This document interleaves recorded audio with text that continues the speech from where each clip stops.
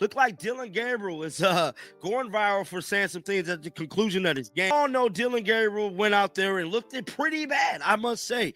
Man, a lot of people saying blaming it on the defense. You can't blame this all the way on the defense, bro. Dillon Gabriel need to take this L, big, fine, capital L, bro. Because let's pull up some of his stats from today's matchup. It is truly not good at all. He threw for 167 yards and 2 touchdowns. 17 to 32, and ultimately, to me, he's mainly part of the reason. DLL and Gabriel just hit full tilt meltdown mode over Shedeur Sanders, acting like the Browns had announced the end of civilization instead of a quarterback shift. The reaction was so over the top, you'd swear somebody cut the Wi-Fi in the middle of a playoff game. Even the internet had to stop for a second and reset its bearings.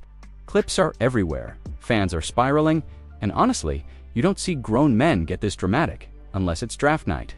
Buckle up. This moment is chaotic, hilarious, and absolutely impossible not to watch. I've seen a lot of bad quarterback play. Being a fan of this team, covering this team for my entire life, the ineptitude of what I saw out of Dillon Gabriel today. He's wildly inaccurate. He has no elite physical tools. In fact, his physical limitations put him behind the 8 ball so much, and the coaching staff does very little to put him in spots to overcome any of that. I don't think the left-handedness helps anything. He's a complete comedy of errors, and they basically burnt a top 100 draft selection on. Dillon Gabriel went out there and pulled off the unthinkable. He turned a rough outing into a full-on traveling circus. Every snap felt like another act in the show. And sitting just outside the frame, Shedeur Sanders hovered like a calm but unnerving presence, waiting for the exact moment to reclaim the spotlight. Yeah, when things aren't going well, there's always going to be change. That's part of it, because if you keep doing the same thing and don't change anything, then it's insanity. But just, I feel like at times there's things that went well and we sustained and executed, and then in certain moments we didn't execute, and that starts with me. But yeah, it's always frustrating when it's not going the way you want it to, and you put in the work and time, but in crucial moments you got to have it and execute, and we didn't. Gabriel's outing was rough, no way around it. 2 touchdowns, 167 yards, and just 17 completions on 32 attempts. That S a stat line that feels like it S wincing at itself. He kept putting the ball in Harmos's way and somehow carried himself like he deserved a pat on the back for effort. It wasn't disastrous, but it sure wasn't anything close to quarterback-worthy praise. I can't imagine there's many people that think Dillon Gabriel's a better quarterback than Shedeur Sanders. I don't care where they were drafted. And if the Browns are the one team that thinks that, then I'm going to suspect it's not true. They don't know what listen, they're I've doing. been on every quarterback evaluation for 30 years. Right. I never root against anybody. Yeah. But I'd be surprised if Dillon Gabriel's ever a legitimate starting quarterback for the Cleveland Browns. I'd be surprised. I just don't think. Well, then it is a wasted pick because you took him in the top 100. Yeah, but potentially, may get away with it because of Shedeur. And somehow, people are trying to pin this on the defense. The defense, those guys actually held their ground. They probably even gave a polite golf clap when Gabriel floated that pass straight to a linebacker. Like, hey, solid try, pal. This wasn't on them for a second. This one sits squarely on his shoulders. A big, bold, capital L loss. The kind of L that deserves its own slow-motion montage and dramatic soundtrack. And honestly, it's hard to argue otherwise. Anyone, it's versatility, and you want to have that. You want to move launch points. You want to keep the defense off balance. It helps the run. It helps the O-line. Helps me. It helps everyone involved. And I think the more versatile you are, it helps. But I think that in general helped us throughout the day. You were able to get Jerry more involved. I know that was a point of emphasis. So is that something, as you look ahead, do you think that's something that you guys can build and grow on? Yeah, Jerry's a great player and want to continue to do that and play great. And the numbers don't lie. They're downright unforgiving. The offense scraped together 278 total yards, while the Jets waddled in with just 169. And somehow that was enough to make the scoreboard look like it was roasting Cleveland in real time. 42 passing yards, 127 rushing yards. That S, the kind of output you'd expect from a kid running laps around a grown pro and somehow winning the race. If you had to sum up Gabriel's night in one word, It'd be simple. Why? Why did he think that throw belonged anywhere near the field? Why did he stare down the blitz like he was negotiating a payment plan? Why are we sitting here watching this unfold in HD? These are the questions that are going to live on in highlight packages long after everyone else moved on to the next Sunday disaster. And then comes the twist. After all that chaos, Gabriel steps to the mic and starts talking about the flow of the offense like he asked some Zen-level architect of efficiency. It felt good going into it, he says. Felt good, buddy. Your completion percentage was fighting for its life. Yet somehow, you still managed to find room to break down offensive rhythm. To his credit, he did double down on taking responsibility. Someone had to explain why the scoreboard looked like a meme gone wrong. And now comes the fun part. Because while Gabriel's waxing poetic about execution and balance, Shedeur Sanders is the quiet storm lurking behind him, making every one of these moments feel 10 times more dramatic. It is going to be an incredible moment in Browns history when their third-round pick falls flat on his face because he shouldn't have been a third-round pick. He should have been a sixth-round pick. And then they turn it over to the guy that's cost them 3 seasons already. There is a world out there that exists where they go Dillon Gabriel and, okay, we stop believing in him and we don't think Shedeur is ready. And I disagree with this a ton, but they just keep putting the message out there that he's not ready and he's not this, and I can. And the question hanging over the whole city is simple. When does the switch happen? Dillon Gabriel insists he's locked in, saying he's controlling what he can control. But everybody online sees the writing on the wall. Shedeur Sanders is a storm building at the edge of the field, patient, steady, and waiting for the exact moment to roll in. And Gabriel keeps handing him opportunities with every mistimed scramble, every baffling 4-and-1 choice, and every incompletion that feels like it violated the laws of physics. That's how you turn one Sunday into a viral cautionary tale. Then Gabriel starts breaking down his own versatility like it est some secret weapon he est been forging in the lab, rolling out. Shifting the defense, helping the run game, it sounds like a polished scouting report until you remember none of those things actually worked in real time.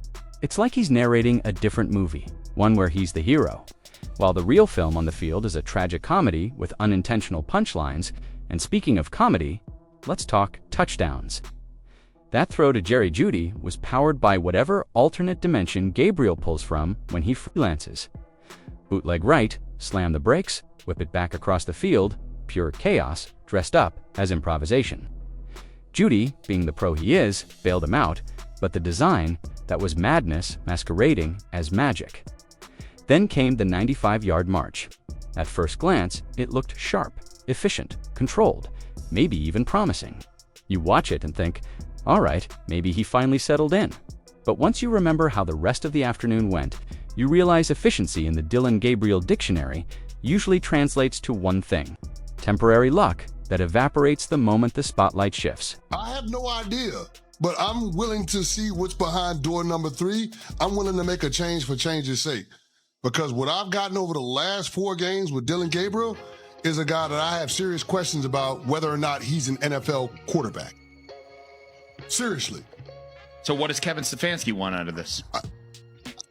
I don't know. I'm trying to figure out whether or not Kevin Stefanski wants to be the head coach of the Cleveland Browns.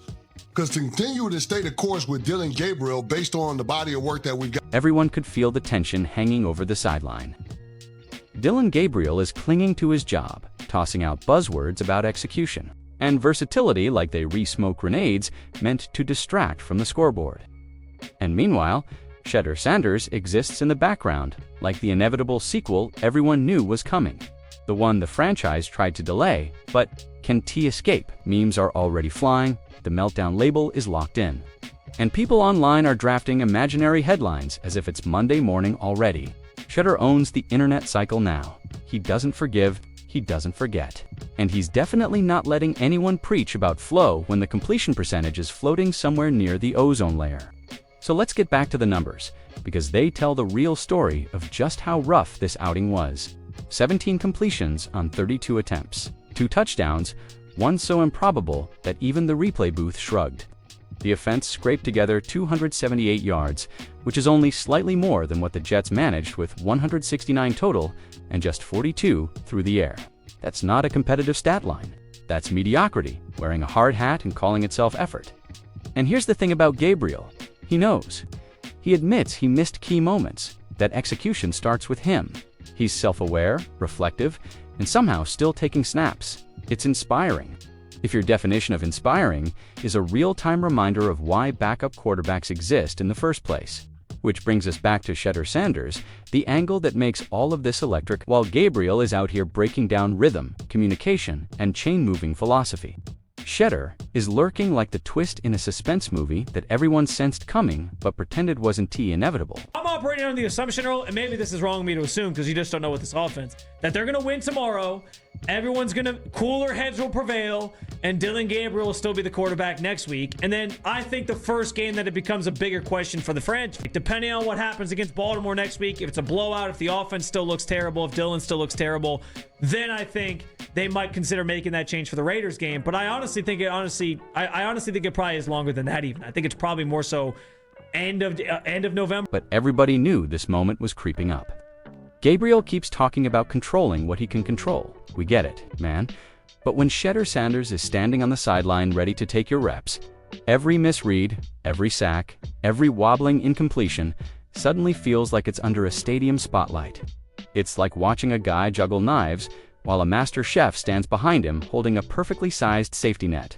That's Shedeur's whole aura right now. Calm, composed, quietly dangerous, and absolutely primed to go viral the second he steps in. Then you've got the communication piece with Tommy versus Kevin. Gabriel swears the flow is great, the comfort is there, the rhythm is coming together. And then, a single false start sends the entire drive spiraling. That's the comedy of errors at the heart of his performance. Every time he mentions rhythm, you can almost hear fans queuing up the highlight reel of every 3-and-out. It's unintentionally poetic in the worst way possible. And then comes the part where he talks about building off Jerry Jeudy's involvement. He's leaning hard into positives, getting the ball to your best playmakers, staying aggressive, but he is also the reason the offense can T-string together back-to-back functional possessions. It's like praising a chef who keeps burning the kitchen down. Gabriel's aware, he's apologetic, he's reflective. None of it shifts the scoreboard, and none of it stops the internet from cooking. Every meme, clip, and breakdown is just ticking down to Shedeur Sanders' inevitable, hype-soaked debut. Because let's be honest, that's where this story is going. The replacement cloud hanging over Gabriel makes every quote about efficiency. Momentum and continuity feel unintentionally hilarious, the kind of comedy only football can produce. This is as fair of an opportunity that I can give Dillon Gabriel. I'm giving you 2 weeks against a bad defense, a team that just blew up their team, a team that has 1 win on the season. If it's not today, Dillon will never play a game in his football career that looks like he's good. Right. He might just be fine. He might be a backup quarterback. He'll never look good. Well, and nobody's expecting him. Like the expectations with Dillon Gabriel was never really franchise quarterback. But like, if you play poorly today against the Jets, you might effectively play your way into being off this roster. He starts breaking down the run game like it's the engine that keeps everything on rhythm, talking about execution at a high level and building sustainable drives. Then, in the very next breath, he acknowledges the parade of 3-and. That S, like bragging about your high-performance sports car, while admitting it, refuses to start every other morning. And honestly, the audience is eating it alive. We love it, we're clipping it, memeing it, replaying it, because nothing goes viral faster than a quarterback preaching efficiency while playing the opposite of it. And then comes the cherry on top, Gabriel insisting he's not looking over his shoulder, that he's only controlling what he can control. Fans love tension, they love drama, and they really love a hint of schadenfreude. Gabriel is serving all 3 in oversized portions, while Shedeur Sanders hangs in the background like the calm, inevitable alternative waiting for his cue. Meanwhile, social media is having a field day. Memes, tweets, reaction clips, they're spreading faster than any completion Gabriel through all afternoon. Fans are analyzing his every word, gesture, and post-game pause like they're decoding ancient symbols. Shedeur Sanders becomes the silent punchline, the looming savior, the next chapter everyone's dying to see. It's the perfect storm. Rough performance, awkward self-reflection, and a quarterback switch glowing on the horizon.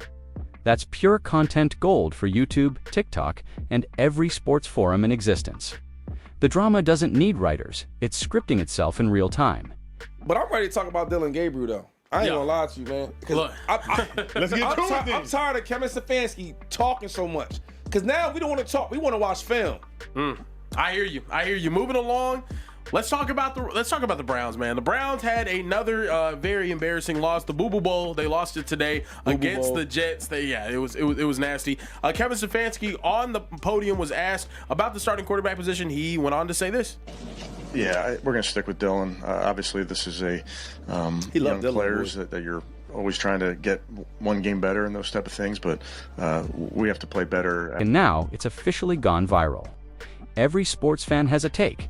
Every meme page has chimed in, and every highlight reel features a painful Dillon Gabriel moment paired with that icy, looming Shedeur Sanders stare from the sideline. It's brutal, hilarious, and impossible to look away from. And the best part, this saga isn't slowing down. Gabriel's talking points about efficiency, flow, and rhythm keep fueling the fire. Every clip becomes new material. Every drive is a reminder. Every incomplete pass practically arrives pre-packaged as a meme. Meanwhile, Shedeur Sanders waits silent, composed, the ultimate counterweight. Fans are split between sympathy, mockery, and sheer anticipation. Gabriel's performance has become a beautiful mess of unintentional comedy, awkward honesty, and viral chaos. The stats, the mistakes, the reactions, everything collides perfectly, and Shedeur hovers over it all like the inevitable next chapter, just waiting to flip the script. This isn't just football anymore, it's social media theater. A cautionary tale, a primetime drama, and entertainment gold rolled into one. Everyone wins, except maybe Dillon Gabriel. But let S keep it real, S providing the rest of us with elite content, and Shedeur's presence just makes it sweeter. This story isn't close to finished. Next week promises even more spice, even more tension. And just when you think you've absorbed all the chaos, Gabriel goes right back to philosophizing, breaking down how he's building continuity in the offense. He talks about planting seeds, but you could grow an entire garden in the time it takes him to finish a sentence about rhythm and momentum. And somehow, none of those seeds turn into actual touchdowns. Tell me that this offense has any confidence in Dillon Gabriel whatsoever. Like, he ain't got it, man. I don't know if it's he's too small, his arm strength is trash. I don't know. But he's not it, man. There's no way he can keep going back on the field like this. You going against a defense that traded away two of his best players. And you could only put up 167 yards? It was either an overthrow, an underthrow, behind the... Meanwhile, Shedeur Sanders is standing in that same so-called garden, not planting a thing, just towering there like a full-grown oak, ready to block out every sliver of sunlight. Dillon Gabriel is trying to cultivate. That's the tension. You don't even need to see Shedeur on the field to feel it. Every missed read, every sack, every moment of hesitation pumps more oxygen into the narrative that Shedeur is ready and Gabriel is running out of runway. Then we get the post-game gems, Gabriel talking about crucial moments. Crucial moments, buddy. Those moments were happening live while thousands of fans watched you decide whether to throw, run, or apologize to the Jets' defense in advance for the play that was about to unfold. The crowd is squinting at the stat sheet, trying to match the man's words to what actually happened out there, and every attempt to rationalize it somehow makes it even funnier. And speaking of effort, every time Gabriel brings up Jerry Jeudy, the one guy who consistently bails him out despite the storm around him, you can practically hear the entire internet shouting, "Yes, Jerry." But maybe let's see what happens when Shedeur is the one throwing him the ball. There, an absurd comedy in watching someone try to uplift his teammates while unintentionally giving fans an endless supply of reasons to laugh, cringe, and clip the moment for social media. Pretty on the stat line doesn't look too bad for Dillon Gabriel, but there were some throws like this one right here that we have pulled up. There were some throws just like this, just bouncing a football down on the ground. There was another one right here where he just completely overthrew. This is bad, y'all. This is a really rough one, fellas. Does Stefanski deserve to be fired over his handling of this offense and honestly more truthful? Then comes the moment he insists he's not looking over his shoulder.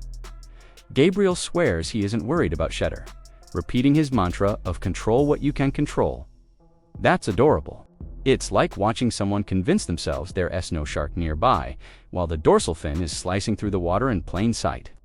Backup quarterbacks don't just exist as players, they exist as metaphors for accountability. And Gabriel, bless him, keeps talking about flow, efficiency, and rhythm while the entire audience is nodding politely and thinking, sure, sure. But Shedeur is right there. Every sentence he delivers is this oddly perfect blend of sincerity and unintentional comedy. Naturally, social media is feasting on it. Dillon Gabriel planting seeds while Shedeur waters the garden. Or execution starts with me. And apparently stops with me too. The jokes write themselves. Clips are everywhere, reaction videos are multiplying, and every pundit suddenly has a fresh take on the quarterback showdown waiting in the wings.